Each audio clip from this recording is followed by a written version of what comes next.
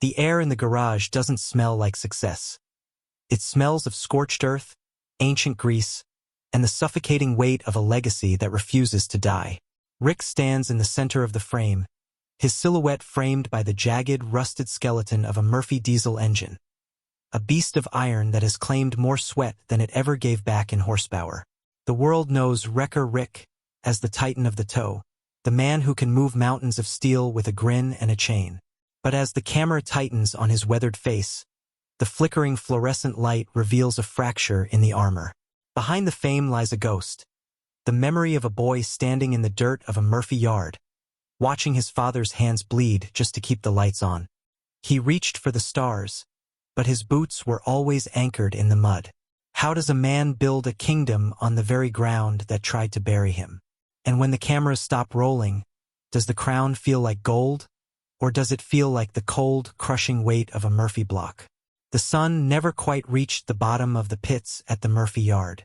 It was a landscape of jagged edges and forgotten iron, a graveyard where the heavy thrum of diesel engines served as the only heartbeat. For young Rick, the world was measured in torque and the rhythmic, guttural cough of a cold start. His father didn't give him toys. He gave him a wrench that felt too heavy for his small hands, an inheritance of labor that smelled of sulfur and old cigarettes. Every morning began with the same ritual, the violent struggle to wake a Murphy diesel. These weren't engines. They were temperamental gods of the industrial age, requiring a specific prayer of ether and muscle. Rick watched his father's knuckles crack under the strain.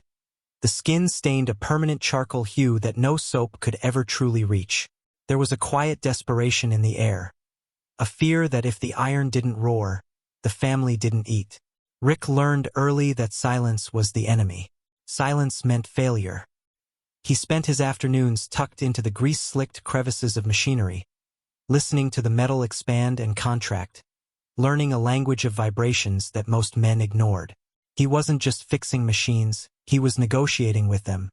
He promised the rusted hulks that if they gave him one more day, he would eventually find a way out of this valley of shadows. But the Murphy yard was a jealous mistress. It demanded more than just time. It demanded a piece of his spirit. As he stood over a leaking radiator one evening, the shadow of his father loomed over him, not with pride, but with the exhaustion of a man who knew his son was destined for the same grind. Rick looked at his own hands, already beginning to darken with the indelible ink of the trade. He swore he would be the one to master the steel, rather than let the steel master him. But as the first engine he ever rebuilt sputtered and died in the twilight, a terrifying thought took root. What if the Murphy curse was something he couldn't outrun? The transition from the static world of the repair shop to the kinetic chaos of the highway happened in a flash of amber lights. Rick realized that fixing engines wasn't enough. He needed to be the one who rescued them. He took an old, battered chassis, a relic the yard had discarded, and began to build his first true partner. This wasn't just a tow truck. It was an extension of his own restless ambition. He called it a wrecker, a name that felt like a challenge to the world. The early nights were the loneliest. He sat in the cab, the hum of the heater the only thing keeping the biting cold at bay, waiting for the radio to crackle with the news of someone else's disaster. When the call finally came, a jackknifed rig on a treacherous grade, Rick felt a surge of electricity that surpassed any engine's spark. He arrived at the scene to find a wall of twisted metal and a driver paralyzed by fear. This was the theater he was born for. While others saw a mess, Rick saw a puzzle. He moved with a predatory grace, threading cables through the wreckage like a surgeon stitching a wound. He utilized the brutal lessons learned from the Murphy diesels, the understanding of weight, leverage, and the breaking point of steel. When the massive rig finally groaned and righted itself under his command, the crowd of onlookers fell silent. In that moment, Wrecker Rick was born. He wasn't just a mechanic anymore. He was a savior of the interstate. The word began to spread from truck stop to truck stop. There was a kid with a custom rig who could pull anything out of anywhere. Fame was a slow-creeping vine, starting with whispers and ending with a reputation that preceded him into every town. Yet, as he drove home in the pre-dawn light, the adrenaline faded to a cold ache. He was becoming a legend, but he was doing it by feeding on the misfortunes of others. He looked in the rearview mirror, and for a second he didn't see a hero. He saw a man who was getting further and further away from the boy in the Murphy yard, yet carrying more weight than ever before. The phone rang again, a high-stakes recovery that would change everything. But as he reached for the receiver, he noticed a hairline fracture in the frame of his truck, a warning sign he chose to ignore. Fame is a bright light that casts very long shadows. By the time the television cameras arrived, Rick had traded the grease-stained overalls for branded gear and a fleet of trucks that shone like polished glass. The world wanted to see the untold story, the grit, and the glory. They wanted the man who could laugh in the face of a 10-ton disaster. And Rick, ever the performer, gave them exactly what they asked for. The psychological pressure was a different kind of Murphy engine, one that ran on ego and the terror of being forgotten. He was no longer just Rick. He was a brand, a character in a high-stakes drama that required him to be invincible. Every recovery had to be bigger, more dangerous, more cinematic. The cameras were always there, capturing the sweat on his brow but never the tremor in his hands. Behind the scenes, the empire was a house of cards built on exhaustion. He was working 20-hour days, fueled by black coffee and the desperate need to stay on top. He found himself standing in his cavernous new garage, surrounded by millions of dollars of equipment, feeling more isolated than he ever had in the dirt pits of his youth. His old friends looked at him differently now, with envy or distance, and his family became faces he only saw in the glow of a smartphone screen. He began to realize that fame didn't solve the problems of the Murphy yard. It just gave them a bigger stage. The internal wounds of his childhood, the feeling that he was never enough, that he had to prove his worth through labor, were being exacerbated by the relentless demands of his audience. He was trapped in a golden cage of his own making, forced to play the hero even when he felt like he was falling apart. One night, under the glare of production lights, a cable snapped.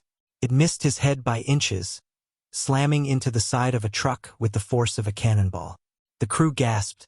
The director yelled for a reaction shot. But Rick just stood there, staring at the frayed steel. The world saw a narrow escape. Rick saw the truth. He was pushing the machinery, and himself, past the point of no return. And the next snap wouldn't miss. The tragedy didn't happen on a mountain pass or a flooded plain.